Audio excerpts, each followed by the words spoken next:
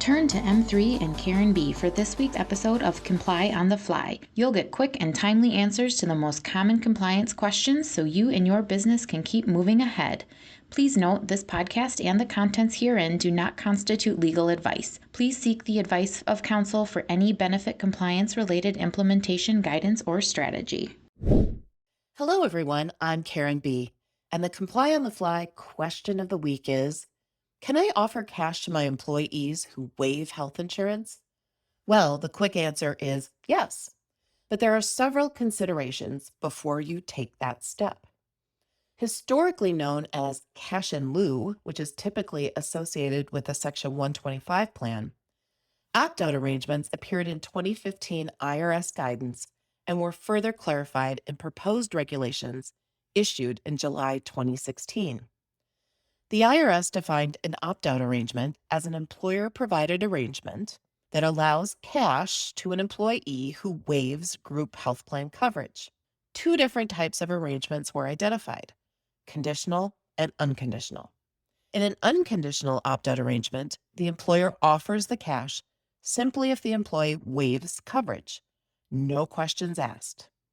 The conditional opt-out arrangement requires that the employee has proof of coverage elsewhere, meaning if you waive and want the cash, you have to prove to me you're covered by another plan.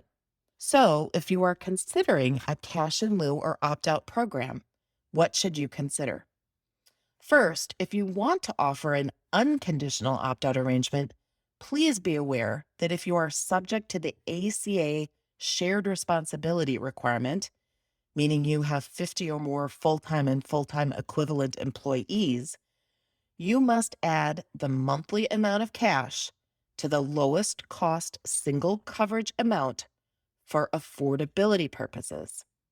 The rationale is a bit confusing, but what this means is that if your lowest cost single monthly premium employee share is $100, which is most likely affordable, and you offer $2,400 a year under your unconditional opt-out program, which is pretty low, by the way. Many employers offer more than that. You must add $200 to the $100 for a total of $300 per month. This may create a situation of unaffordable coverage.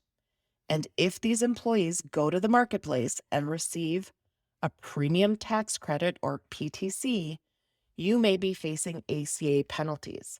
This leads me to my second point. Most employers will go with the conditional opt-out arrangement. It might be more administratively burdensome, but you avoid the ACA issue. Of course, you must be provided with reasonable evidence that the employee has coverage elsewhere, but the guidance allows you to accept an attestation form signed by the employee indicating the type of coverage as reasonable evidence. The final consideration would be if you offer the opt-out arrangement to Medicare-eligible employees. Medicare secondary payer rules prohibit employers from offering a financial incentive to Medicare-eligible employees to entice them to take the Medicare rather than staying on the employer-provided coverage. The IRS or CMS have not provided any further comment on this. For more detailed information, please see our Compliance FYI on this topic on our Insight Center at m3ins.com. And that is your Comply on the Fly question of the week. Thanks for tuning in. What's on your mind? If you have a pressing compliance question, send it to askkarenb@m3ins.com. We'll do our best to cover it in an upcoming episode. You can now follow and subscribe to Comply on the Fly on Spotify, iTunes, and Google Podcasts. Make sure to tune in next week and encourage others to join us.